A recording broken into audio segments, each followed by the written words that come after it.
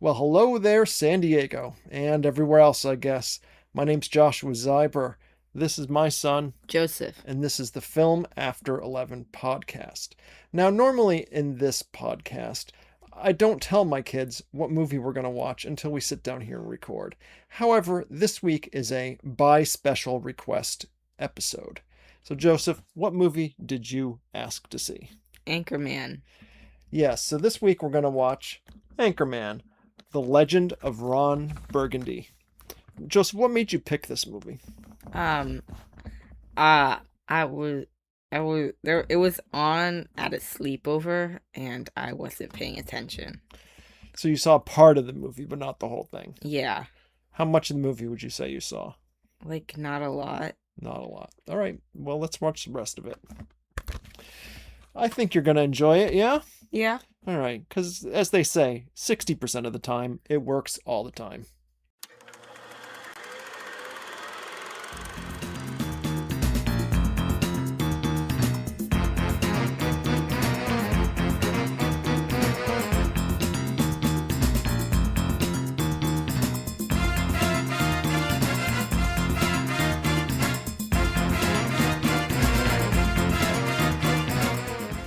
I don't know how to put this, but I'm kind of a big deal. Really? People know me. I'm very happy for you. I'm very important. I have many leather-bound books, and my apartment smells of rich mahogany. 60% of the time, every time, not all the time, every time. Can't believe I misquoted that. Joseph, you picked the movie this week. How'd you feel about it? Do you think you picked well? Yeah. Okay. I've noted before that you very rarely actually laugh during comedies. I heard a couple laughs from you this time. I guess. A couple. Yeah. I also saw at the end you were getting pretty antsy, but that's pretty normal as well. Yeah. All right, so what part of this movie or parts of this movie had you seen before when you had your sleepover and they were playing it?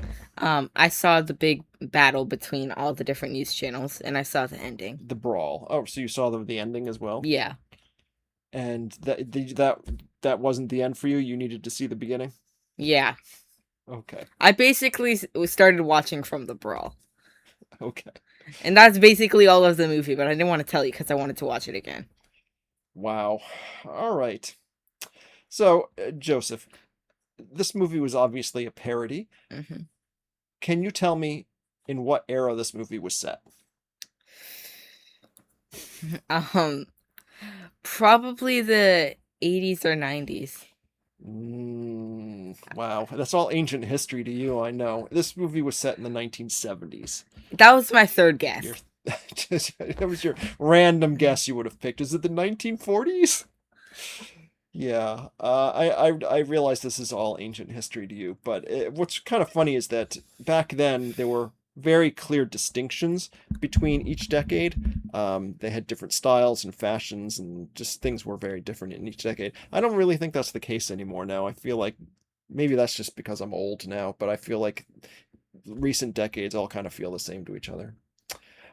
So this was a parody. What types of things did you pick up on that this movie was parodying, other than the obvious, which was the news? Um, well, I mean, it was kind of over the top, Yeah.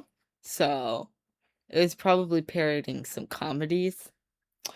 No, I mean things that are cultural, for example, things that might have been, um, common in the 1970s that today we wouldn't find acceptable anymore.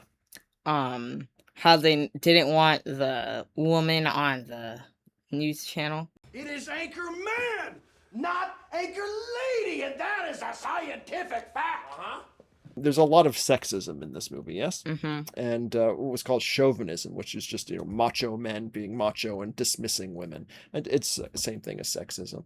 Now, obviously, this movie wasn't saying that that was a good thing. It was just, it was a parody of those things. There's also a little homophobia thrown in, not so much racism, though. But yeah. And yes, there were also references to things that were culturally specific in the 1970s, that, the type of news broadcast it was, and that sort of thing. What was your favorite scene in the movie? I liked the ending when the dog came back and he was talking to the bears.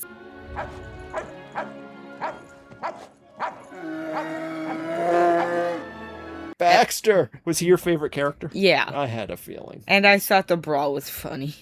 The brawl, yes. The part that so basically the parts that you'd seen before were your favorite parts. Sure. Did you like anything in the rest of the movie? Yeah, I thought it was funny. Okay, like for example. I liked the parts. I liked how he would just read everything off the Teleprompter, yep. Yeah. And how he would just copy that exactly, even if it said things that he didn't want to say. That's going to do it for all of us here at Channel 4 News. You stay classy, San Diego. I'm Ron Burgundy. Damn it! Who typed a question mark on the teleprompter? Right, and that, of course, was his undoing towards the end. I kind of wish I had a teleprompter here that would just have the words written so that I could see them. Yeah. You too? Sure. We'll just write out your script for what you're going to say here. Yeah. Okay.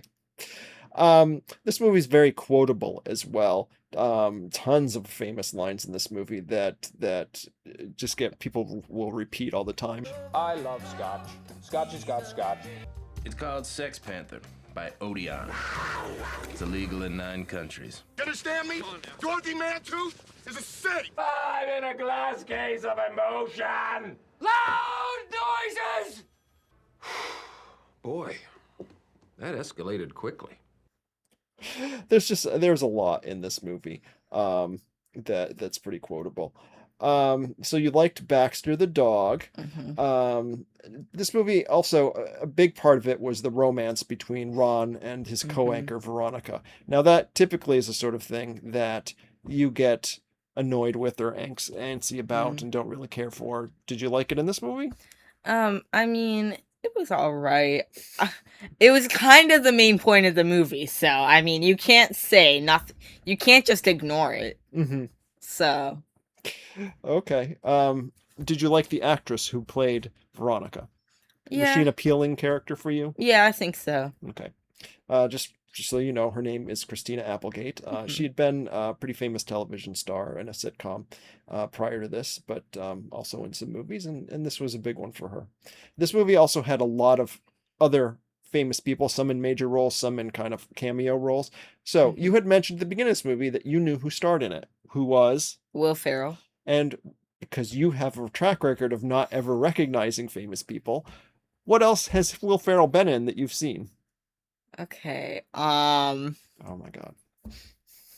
It's Will Ferrell. He's got to be in like everything. I don't know. Yeah, he's been in quite a few things. You've seen him in Elf. Hey, you got one. Congratulations. Big brain right here. Big brain, remember Elf. That's it. It's a kind of different character, to be fair. Yeah. Okay. Did you recognize anyone else? Well, you said one during the course of the movie. You recognized somebody. Jack Black. Well, guess what? Now this is happening. Excuse me. Excuse me. What are you doing? That's how I roll. Yeah, you saw Jack Black, and he was in... Oh no, I know. He's in the Minecraft movie. I know that much. Yes, he was in that. Wasn't he in one of the Jumanji sequels as well? Yeah. Yeah, okay. That was what, and Anaconda. That's true, the Anaconda remake-ish thing, whatever that was. Yeah. There was also someone who was in a movie we watched for this podcast very recently. What was the last thing we watched? It wasn't the last thing we watched, but it wasn't too long ago. Ben Stiller was in this movie. Did you know, number one, what we saw with Ben Stiller in it previously, and number two, who he played in this movie? No. Ben Stiller was Zoolander. Oh. And does that help you figure out who he played in this movie? Not at all. No, he played the anchor from the Latino newscast. Spanish language news is here. Tonight's top story. The sewers run red. with Burgundy's blood. Again, it was a very different character for him, but yeah, he was in there. Lots of other famous people: Steve Carell, Paul Rudd, Seth Rogen was in it. Do you know who he is? I've heard of him. He was the camera guy. You've heard of him, okay? To be fair, he mostly stars in R-rated comedies. As this one was less than that. We talked about the sexism and the homophobia and other things that were kind of common in the era that weren't we don't really like as think as good anymore. Did you notice anything else of that nature that stood out to you? So I'm going to take that as a no. One thing that's kind of stood out to me was just the constant smoking that everyone did. I mean, they're still smoking today. Obviously, it's not an unheard of thing, but there's just, you don't see people smoking indoors in restaurants, at work. That's not allowed anymore. But yeah, back in the day, everybody smoked, and they smoked everywhere. And yeah, even on airplanes, there was a smoking section on an airplane. You're in a tube in the air, and there's nowhere to go if you don't smoke, and people's cigarette smoke is wafting back to you. So yeah, smoking was a big thing in that era, and that kind of tapered off over time, thankfully. No offense to any smokers out there. So just to cut to the chase here, Joseph. Oh wait, one more thing I want to say. So the end of the movie where they're at the zoo, and Ron and Veronica are in the pit with the bears. Did you notice that was a callback to an earlier joke? You don't pick up on much, no. Earlier in the movie, Brick Tamland had said something when they were introducing that there was going to be a woman in the newsroom. He said something about, I read somewhere that their periods attract bears. The bears can smell the menstruation. Well, that's just great.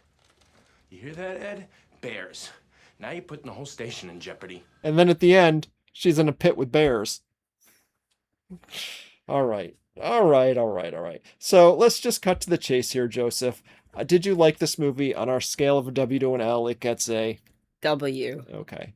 How would you say this ranks against other comedies that we've seen? I think it ranks pretty highly, honestly. Okay. I have good taste. Good taste. Okay. Better than Zoolander, which we watched recently? Yeah, I'd say so. Okay. I also like that one. Yeah, they're both good. I think this one's fun. It's more quotable, certainly. I mean, there's a lot of good quotes in that one too, but there's just a lot in this one that's one of the great things. I did not see that coming. Okay, so you enjoyed it. It's funny that there's, at the end of this movie in the credits, they had a lot of outtakes. Yeah. There's actually, there's much later on, they made a sequel to this, but during the time this was made, there was so much extra footage that they put together sort of a semi-sequel called Wake Up Ron Burgundy that was just made up of deleted footage. That scenes that they didn't use in this one, they put together into a mini movie. Maybe they weren't the best scenes, I guess. That's why they had to cut them. But also just for pacing, they wanted this to be a shorter movie and not a super long one. Because this is a style of comedy where they just improvise a lot. They're just riffing on jokes, left and right, whatever they think of in the moment. Yeah. Okay, I can see you're losing interest here. So we'll cut out of here. Remember, if you enjoyed this podcast, please like, share, and subscribe. Watch some of our older episodes. Don't you do your thing now? Please subscribe. And remember to stay classy, YouTube viewers.